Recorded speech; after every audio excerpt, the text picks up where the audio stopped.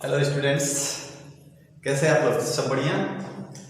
तो आज हम फिर से एक बार मैं आपका स्वागत करता हूँ दर्श क्लासेज बलिया के फिजिक्स के दूसरी क्लास में।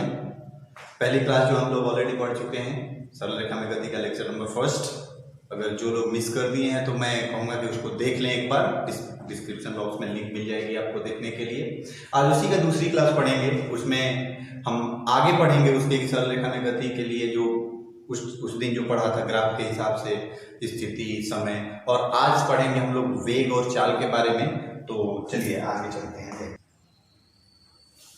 ठीक है, आइए देखते हैं उस दिन जो हम लोगों ने पढ़ा स्थिति और समय के ग्राफ के बीच में, कि कैसे हम उस ग्राफ के बारे में, उस वस्तु के बारे में उसकी स्थिति बता सकते हैं कि वो गति में है या विराम में है। तो आज उसी के बारे में पहले एक आपको थोड़ा मैं रिवाइज करा दूं। एक क्वेश्चन कि जैसे हम लोग पढ़े थे कि एक जैसे हमने ग्राफ ले लिया, ये पोजीशन का है, ये टाइम का है। ग्राफ कुछ इस तरह से है, ऐसे। ये पॉइंट है ए, ये बी है, ये सी है, ये डी है, point A, point B, point C, point D. ये 4 पॉइंट्स हैं, आपके 4 बिंदु दिए गए हैं, 4 पॉइंट्स। इसमें अगर आपसे पूछते कि किस पॉइंट पर जो वेग है, वेलोसिटी है, वो ऋणात्मक है, नेगेटिव है, किस पर, तो उस दिन हम लोगों ने पढ़ा कि कैसे हम किसी वस्तु की जो गति में है उसको वेग को बता सकते हैं कि एक समान वेग से चल रही है, या फिर बढ़ते हुए वेग से चल रही है, घटते हुए वेग से चल रही है, ऋणात्मक वेग है, धनात्मक वेग है, क्या है, कैसे है। आप उस वीडियो को देखें, समझ में आ जाएगा जो मिस कर दिए हों। और जो देखे हैं वो इस क्वेश्चन को थोड़ा वीडियो को पॉज करेंगे, फिर देखेंगे, बनाएंगे खुद से कि किस बिंदु पर, इसमें जो क्वेश्चन है वो है कि इस चारों में से किस बिंदु पर जो वेग है वो हमारा नेगेटिव है, ऋणात्मक है। तो आप वीडियो पॉज करिए और एक बार इसको ट्राई करिए। चलिए ठीक है, हम आगे इसको बनाते हैं। तो देखिए यहाँ पर ये टाइम पोजीशन का ग्राफ हमने उस दिन बताया था आप लोगों को कि हम कहीं भी उस ग्राफ में कहीं भी उसकी स्पर्शी पर एक हम एंगल बनाएंगे, बन गया एंगल, ये एंगल हो गया थीटा। यहां पर भी देखिए ये ऐसे ग्राफ जा रहा है, यहां से हमने ले लिया ऐसे, और ये हो गया ऐसे, ये भी एंगल कुछ आएगा थीटा को। बट यहां पर देखिए पॉइंट सी पर, यहां पर जब हम एक स्पर्शी खींच रहे हैं तो ये एंगल क्या आ रहा है, निगेटिव आ रहा है। और उस दिन मैंने आप लोगों को बताया था कि जहां पर एंगल निगेटिव आएगा वहां पर वेग क्या हो जाएगा, ऋणात्मक हो जाएगा। तो इस चारों पॉइंट्स में ये जो पॉइंट सी है, इस पॉइंट सी पर जो हमारा वेग होगा वो क्या होगा, ऋणात्मक होगा। जैसे हम लोगों ने उस दिन जो ग्राफ बनाया था, ऐसे एक समान वेग से ये चल रही है धनात्मक वेग। हमने फिर दूसरा एक ग्राफ बनाया था ऐसे करके, ये समान वेग से ये क्या हो रही है, नीचे अपनी स्थिति को डाउन कर रही है, तो ये था ऋणात्मक वेग। तो इसी तरह मैंने आपको बस एक रिवाइज कराया है कि कैसे हम इसको पहचानेंगे, करेंगे। ठीक है, तो आगे आते हैं, इसी में कंटिन्यू करेंगे। आज हम लोग पढ़ेंगे वेग और चाल के बारे में। वेग और चाल, तो वेग और चाल में अंतर। सबसे पहला वेग और चाल के अंतर की बात करें तो वेग क्या है, तो विस्थापन बटे में समय। विस्थापन बटे में समय। विस्थापन क्या है कि जैसे मान लो कि कोई तुम चले, अपने घर से चले, घर से आते वक्त तुम बलिया आए, और बलिया के होकर के घर से बलिया आए, बलिया से फिर घर गए, तो क्या हुआ, विस्थापन तुम्हारा। अगर एक आदमी तुम पूछे कि तुम कितना विस्थापित हुए, तुम्हारा डिस्प्लेसमेंट कितना हुआ, कितना डिस्प्लेस हुए तुम अपने घर से, तो उस टाइम पर बोला जाएगा कि तुम्हारा डिस्प्लेसमेंट, तुम्हारा विस्थापन क्या है, 0 है। क्यों? क्योंकि जहां से तुम चले थे वहीं से दोबारा वापस आ गए यहाँ पर, तो तुम्हारा डिस्प्लेसमेंट क्या हो जाएगा, 0। डिस्प्लेसमेंट विस्थापन की जैसे परिभाषा है कि दूरी कहां से कहां तक, जहां से तुमने स्टार्ट करा था और जहां पर जाकर तुमने खत्म कर दिया, उसके बीच की जो पथ की लंबाई है, पाथ लेंथ है, उसी को हम लोग बोलते हैं डिस्प्लेसमेंट। बट अगर बात करें दूरी की, दूरी तो जहां से तुमने स्टार्ट करा और जहां पर खत्म किया चलना, कोई वस्तु है जहां से स्टार्ट करी चलना और जहां पर खत्म करी, उसके द्वारा तय की गई टोटल पथ की लंबाई, कुल पथ की लंबाई को हम लोग बोलते हैं दूरी। ठीक, और विस्थापन क्या होता है, जहां से शुरू करा और जहां से खत्म करा उसके बीच की जो सबसे छोटी दूरी होती है वही कहलाती है विस्थापन। तो ये तो था दूरी और विस्थापन। बस आगे आते हैं वेग और चाल में। तो वेग क्या है, एक्चुअली वेग है कि विस्थापन बटे में समय, यही होता है वेग, विस्थापन बटे में समय। विस्थापन परिवर्तन की दर क्या कहलाती है, वेग कहलाती है। चाल क्या है, दूरी परिवर्तन की दर। दोनों हैं, जहां भी दर आ गया समय की दर। तो एक तरह से पढ़ेंगे हम लोग आज वेग और यहां पर पढ़ेंगे चाल। दोनों एक ही चीज है, बस समझने का है। ये सदिश है और ये क्या है, अदिश। सदिश सदिश। अगर वेग को बोला जाए कि इस दिशा में इतनी दूरी तक तुम्हारी चाल है, अगर चाल को ही मैं बोल दूं कि वेग के रूप में कैसे डिफाइन करेंगे, कैसे बताएंगे, परिभाषा कैसे देंगे हम स्पीड की, वेलोसिटी के रूप में, वेग के रूप में, तो कहेंगे कि जैसे स्पीड वेग है, वेग को बोलेंगे। अगर तुम्हें एक चीज बता दी जाए कि मान लीजिए कि कोई वस्तु है 8 मीटर पर सेकंड के मैग्नीट्यूड से, इतने से वो चल रही है, तो आप इसको क्या कहेंगे कि वेग है कि चाल है? तो इसको आप सिंपली हम कहेंगे क्या है, ये चाल है। क्यों? क्योंकि इसमें सिर्फ और सिर्फ इसका क्या दिया हुआ है, मैग्नीट्यूड दिया हुआ है। दिशा का कोई भी यहां पर निर्देश नहीं है। अगर यही बोल दे कि 8 मीटर पर सेकेंड पूर्व दिशा की ओर, तो ये क्या हो जाएगा, ये हो जाएगा वेग। क्यों? क्योंकि इसमें दिशा बताई गई है किधर, कि 8 मीटर पर सेकेंड पूर्व दिशा की ओर। एक डेफिनिट डायरेक्शन दिया गया है इसका कि इस दिशा में ये बढ़ रहा है आगे की तरफ। तो ये हो गया हमारा वेग। और अगर सिर्फ इतना चीज दिया तो ये क्या हो गई, उस वस्तु की चाल। तो यही है वेग और चाल में एक छोटा सा डिफरेंस। चलिए आगे बढ़ते हैं।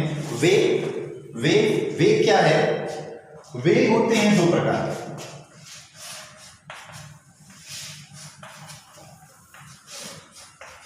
चाल भी वैसी दो प्रकार की।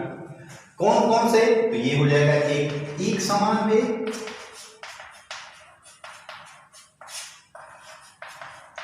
और दूसरा हो जाएगा परिवर्ती वेग।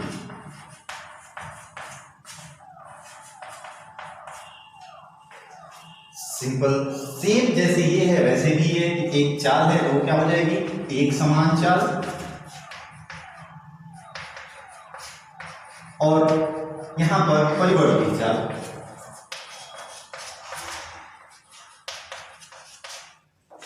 तो अब बात करते हैं कि ये एक समान वेग है, ये परिवर्ती वेग है, एक समान चाल है, परिवर्ती चाल है। ये एक्चुअली में होता क्या है, तो एक समान वेग, जो एक समान वेग है कि अगर कोई वस्तु आगे बढ़ रही है, चल रही है किसी एक निश्चित दिशा में, उसकी दिशा का बोध वहां पर हो, तो उसके समय अंतराल में जो तय किया गया विस्थापन है, जो विस्थापित होती है, हमेशा क्या होती है, एक ही बराबर होती है। एक ही बराबर होती है। जैसे यहां से मान लो कि कोई चीज चलना शुरू किया, ये है 0, यहां तक गया, ये t1, इतना t1 टाइम लगा, यहां से t2 टाइम लगा, यहां से आगे गया, तो ये यहां से यहां तक जैसे x1 हो गया, यहां से ये चीज हो गई x2 होगी। तो यहां पर जो इतने टाइम में जो इसके द्वारा विस्थापन है और इतने टाइम में जो विस्थापन है वो बराबर होंगे। अगर समय बराबर है तो तभी हम बोल सकते हैं क्या है कि जो वेग है वो एक समान वेग है। और यहाँ पर वेग के लिए क्या कहते हैं, v इक्वल टू क्या होता है, विस्थापन परिवर्तन की दर। मीन्स कि एक बार वो x2 विस्थापित हुआ माइनस का x1 डिवाइडेड बाई, अगर इतने में पूछे तो ये हो जाएगा t2 माइनस का t1। ये हो गया तुम्हारा वेग। ठीक, वैसे ही आते हैं परिवर्ती वेग। परिवर्ती वेग भी दो प्रकार के हैं। कौन कौन से? मान लो कि कोई एक वस्तु है, यहां से चलना स्टार्ट किया, यहां से कुछ दूरी जब वो तय किया, तो मान लीजिए t1 टाइम है और उसमें उसने v1 से दूरी तय की। फिर इसके आगे जब गया t2 टाइम में, तो वहां पर उसने अपना वेग चेंज कर दिया, v1 ना होकर के क्या कर दिया, v2 कर दिया। ठीक है, फिर आगे गया, यहां से v3 टाइम में, यहाँ पर वेग उसने बदल दिया, v3 कर दिया। तो देख रहे हो इसके जो समयांतराल है इसमें इसका वेग क्या होते जा रहा है, चेंज होते जा रहा है, चेंज होते जा रहा है। तो इसको हम नहीं कह सकते हैं कि एक समान वेग है, इसको हम लोग क्या बोलेंगे, ये परिवर्ती वेग है।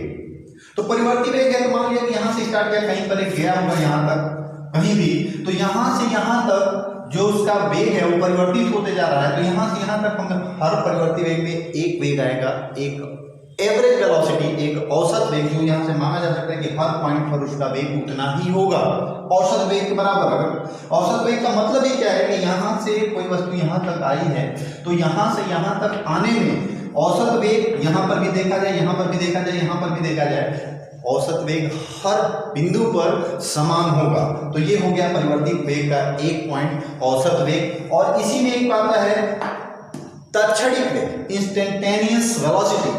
जैसे मान लो कि तुमसे कह दिया कि इस पॉइंट पर किसी दिए हुए समय पर उसका वेग कितना हो, तो किसी दिए हुए समय पर उसका वेग कितना हो तो हम उसको बोलते हैं तत्क्षणिक वेग। तो इसमें आते हैं दो वेग, परिवर्ती वेग भी दो प्रकार के हो गए, कौन कौन से, एक हो गया औसत वेग, औसत वेग, और दूसरा हो गया तुम्हारा परिवर्ती वेग। ये हो गया सेम यही चीज इसमें भी है, एक समान चाल की कोई वस्तु है अगर चल रही है तो उसके समान समय में, समान समय अंतराल में जो तय की गई दूरी होगी वो क्या होगी, एक बराबर होगी। वैसे ही परिवर्ती चाल में औसत चाल और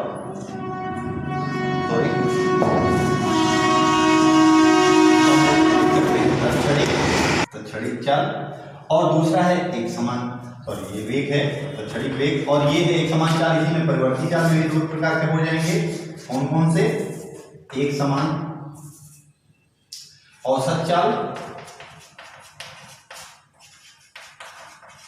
और ये हो जाएगा तत्क्षणिक चाल।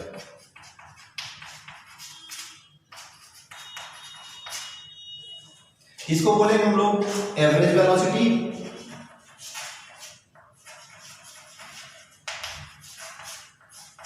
इसको हम लोग बोलेंगे इंस्टेंटेनियस वेलोसिटी।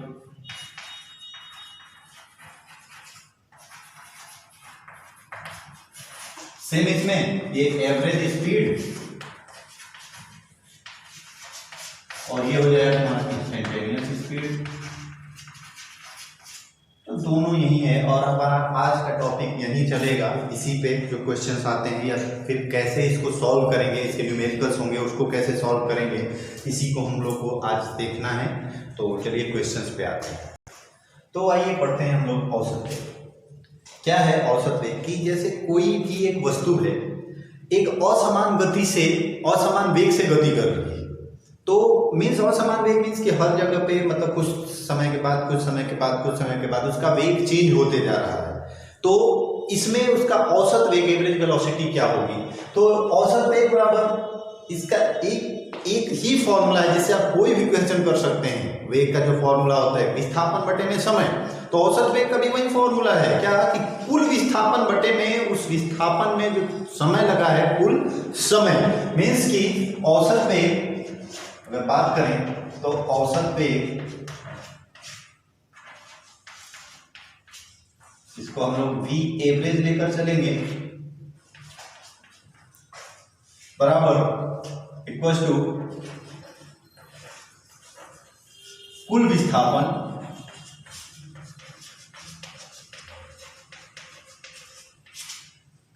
डिवाइडेड बाय कुल समय। यहां पर लिख देंगे टोटल डिस्प्लेसमेंट, टोटल डिस्प्लेसमेंट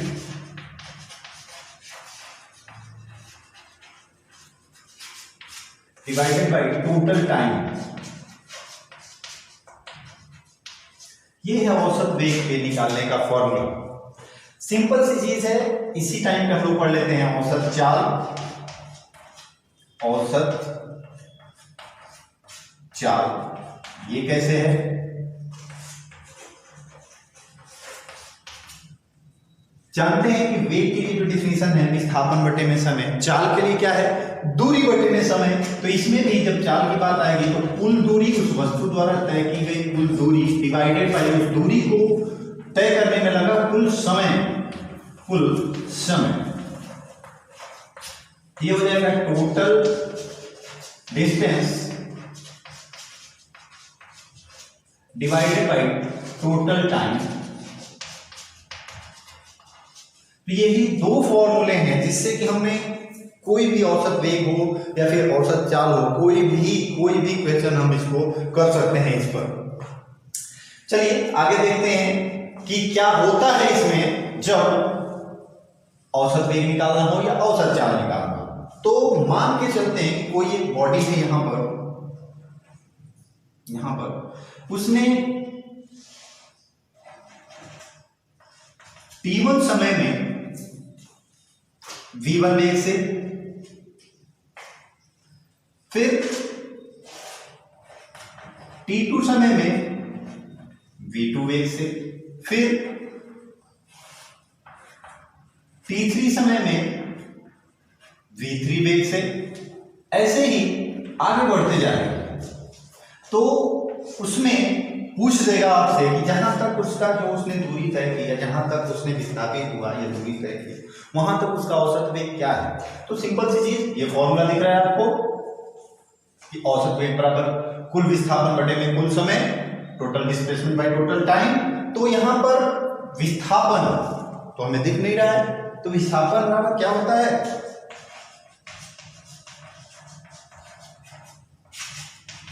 वेग और गुणे समय। मीन्स कि ये वेग है और ये समय है, तो t1 टाइम में जो विस्थापित होगा कितना होगा, v1 इंटू t1 होगा। अगर इतने टाइम में देखा जाए तो इस पॉइंट तक, अगर इस पॉइंट तक देखा जाए तो क्या हो जाएगा, v2 इंटू t2। नेक्स्ट आगे करेंगे तो क्या हो जाएगा, v3 इंटू t3। और इस सारे विस्थापन को अगर हम ऐड कर दें, जोड़ दें, तो हमारा कुल विस्थापन निकल के आ जाएगा। तो ये तो कुल विस्थापन हो गया। कुल समय तो दिया हुआ है t1 t2 t3, तो कुल समय को अगर ऐड कर देंगे, हमारे जितने भी टाइम इंटरवल हैं सबको ऐड कर देंगे तो हमारा टोटल टाइम निकल के आ जाएगा। तो यहां से हम देख सकते हैं कि जो एवरेज वेलोसिटी होगी v average, total displacement by total time, total displacement ये रहा एक v1 t1 plus v2 t2 plus v3 t3 plus जितना भी ऐसे हो हम आगे चलते जाएंगे, डिवाइडेड बाय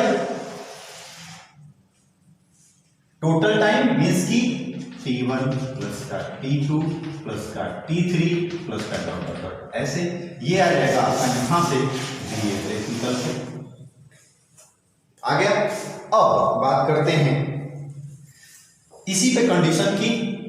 तो जब कंडीशन की बात करेंगे तो मान लेते हैं कि जो ये t1 t2 यहां पर दो ही समय अंतराल है, जैसे कि इस पूरे क्वेश्चन में सिर्फ और सिर्फ आपको दे दिया कि सिर्फ दो समय अंतराल में उसने दो वेग से गति करी, इस समय अंतराल में इतने से और इस समय अंतराल में इतने से। तो जब इस समय अंतराल में दो में और कंडीशन दे दिया कि जब समय अंतराल हो t1 इज इक्वल टू क्या है, t2, तो इस फॉर्मूले में अगर उसको रखें तो एवरेज वेलोसिटी जो निकल के आएगी v एवरेज इक्वल टू क्या निकल के आएगी, t1 t2 सेम है, तो यहां पर v1 t1 की जगह पर हम t1 कर देते हैं प्लस v2 और t2 की जगह पे t1 कर देते हैं, क्योंकि यहां पर दिया है t1 is equal to t2 दोनों, तो किसी एक की जगह पे एक को रख दिए v1 t1 v2 t1 divided by यहां पर भी t1 और t2 आएगा तो t2 की जगह पे हम t1 को रख दें तो ये आ जाएगा t1 प्लस का t1, यहां से t1 और यहां से t1 कॉमन हो जाएगा, ये t1 2 t1 हो जाएगा, t1 से t1 कैंसिल, यहां से जो निकल के आएगा v average equals to v1 plus का v2 अपॉन का 2। तो ये कब के लिए था, कंडीशन आप देख लो, यहां से आपको पता चलेगा कि जब उस वस्तु में समय और वेग दिया हो तब इसका यूज करेंगे, इसमें विस्थापन की कोई बात ही नहीं करेंगे। तो ये आप कह सकते हैं कि जब भी ये कंडीशन आप लिख सकते हैं, नोट करके लिख सकते हैं, क्या लिख सकते हैं कि जब भी अगर बात करें उसमें समय की और उस समय अंतराल में वेग की तो ये फॉर्मूला हम अप्लाई कर सकते हैं। ठीक है, चलिए फिर आगे बढ़ते हैं। चलिए दूसरी कंडीशन पढ़ते हैं। क्या है इसमें कि अगर कोई एक वस्तु है यहां से चलना शुरू की, t1 टाइम में उसने s1 विस्थापन तय किया, s1 दूरी तय की, यहां से फिर वो गया t2 टाइम में s2, फिर यहां से t3 टाइम में s3। मीन्स कि ऐसे ही वो क्या होते जा रहा है, आगे बढ़ते जा रहा है, आगे बढ़ते जा रहा है, आगे बढ़ते जा रहा है। फिर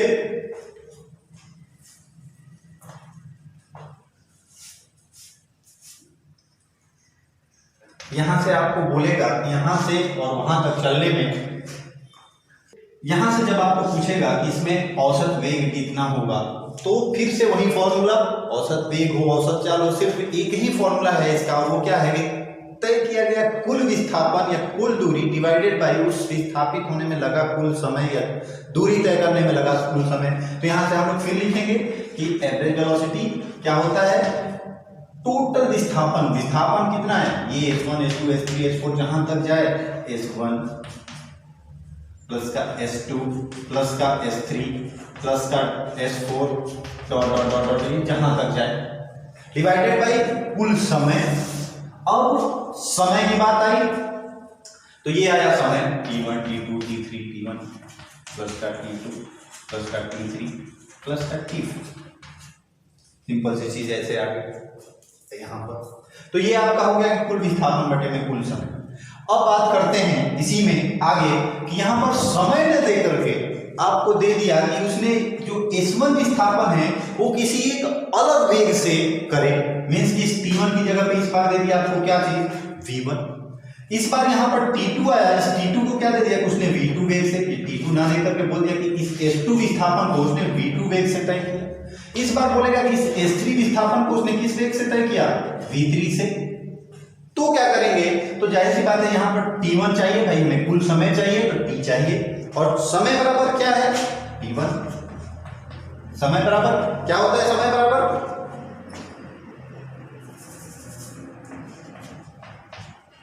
दूरी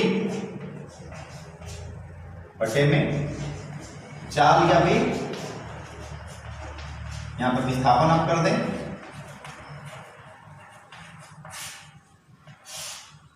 तो t1, अगर t1 की बात करें इस पोर्शन से तो क्या हो जाएगा, s1 बाई v1। t2 की बात करें तो वो क्या हो जाएगा, s2 बाई v2। t3 की बात करें तो वो क्या हो जाएगा, s3 बाई v3। ऐसे ही आगे चलते जाएगा। तो ये आ गया हमारा टोटल t1 t2 t3 और सबको ऐड कर देंगे इसकी जगह पे तो वो हो जाएगा टोटल समय। तो इसी में अगर v एवरेज की बात करें तो ये आ जाएगा s1 प्लस का s2 प्लस का s3 प्लस का s4 dot dot dot dot divided by, अब आया t1 t2 तो t1 की जगह पे s1 by v1 plus s2 by v2 plus s3 by v3। ऐसे ही आगे बढ़ते जाए। तो ये था कि जब आपका विस्थापन हो और उस विस्थापन के रिलेटेड उसका क्या हो, वेग हो, कि उस वेग से उतने विस्थापन को उस वेग से तय कर रहा है, तब के लिए ये फॉर्मूला। अब बात आती है कंडीशन की, केस ले लेते हैं। इसमें केस लेते हैं क्या कि ये जो s1 विस्थापन है और s2 विस्थापन है, समान समान विस्थापन है। s1 इज इक्वल टू क्या लेते हैं, विस्थापन s2 समान है, ठीक है। बट ये जो v1 है और v2 है वो अलग अलग है। बोलेगा कि उतनी ही दूरी को, या इस क्वेश्चन का थोड़ा आसान भाषा में समझते हैं कि कोई एक दूरी है यहां से यहां तक, उसमें से आधी दूरी को, क्वेश्चन में बोल दिया कि आधी दूरी को, मीन्स आधी, या अगर पूरा यहां से यहां तक s है तो ये हो जाएगा s/2, आधी दूरी को v1 वेग से और फिर आधी दूरी को v2 वेग से तय किया, तो एवरेज, तो औसत वेग क्या होगा, तो उसी की कंडीशन है। तो यहाँ पर s1 = s2 और s1 = s2 को हम लोग क्या मान लेते हैं, केवल s, एक s मान लेते हैं। तो इस बार सिर्फ दो ही s1 s2 है, तो यहाँ पर सिर्फ ये इतना रिड्यूस हो गया, इसमें हम लेकर चलेंगे तो s1 और s2 यहाँ पर निकल के आ जाएगा ये v एवरेज। s1 s2 को हम लोग क्या लिख सकते हैं, s और s, ये हो जाएगा s और प्लस का s डिवाइडेड बाई, ये भी हो जाएगा S अपॉन का V1 प्लस S2 अपॉन का V2, ये भी S हो गया। अब यहां पर आते हैं, ये हो जाएगा 2S डिवाइडेड बाई ये V1 V2 है, यहां पर इसको एलसीएम ले लेते हैं, ये हो जाएगा V1 V2। तो जब V1 V2 हो गया तो यहां से V1 कैंसिल, ये हो जाएगा 2S V2, ये S V2 प्लस का ये हो जाएगा S V1। यहां पर V1 V2 है, ऊपर गया S1 S यहां पर है, अब यहां पर S है, दोनों निकल के कॉमन हो जाएंगे, जो V एवरेज निकल के आएगा वो निकल के आएगा 2V1 V2 divided by V1 plus का V2। ये कंडीशन कब की है? जब कोई भी वस्तु एक समान विस्थापन को किसी अलग अलग वेग से तय करे, तब के लिए ये फॉर्मूला है। एक चीज ऐसी है कि सिर्फ दो के लिए ही नहीं है, आप इसमें ऐसा कहोगे कि सब सिर्फ दो के लिए नहीं, 3 4 जितने भी हो, कंडीशन ये होनी चाहिए कि जो उसके द्वारा तय किया गया विस्थापन है वो क्या है, अलग अलग होना चाहिए। जैसे मान लो कि यहाँ से अभी 2 लिए थे, अभी हम लोग 3 ले सकते हैं, जैसे यहाँ से और यहाँ तक, ये S1 है, ये S2 है और ये S3 है। S1 को V1 से, S2 को V2 से और S3 को V3 से। लेकिन कंडीशन क्या होनी चाहिए कि S1 is equal to S2 is equal to S3, तब ये चीज यहां पर निकल के आएगी। तब यहां पर अगर V एवरेज 3 के लिए बोलेगा तो क्या कर सकते हैं हम लोग, 3V1 V2 V3 divided by V1 V2 V2 V3 और V3 V1, ऐसे कंडीशन निकल के आएगी यहां पर 3 के लिए।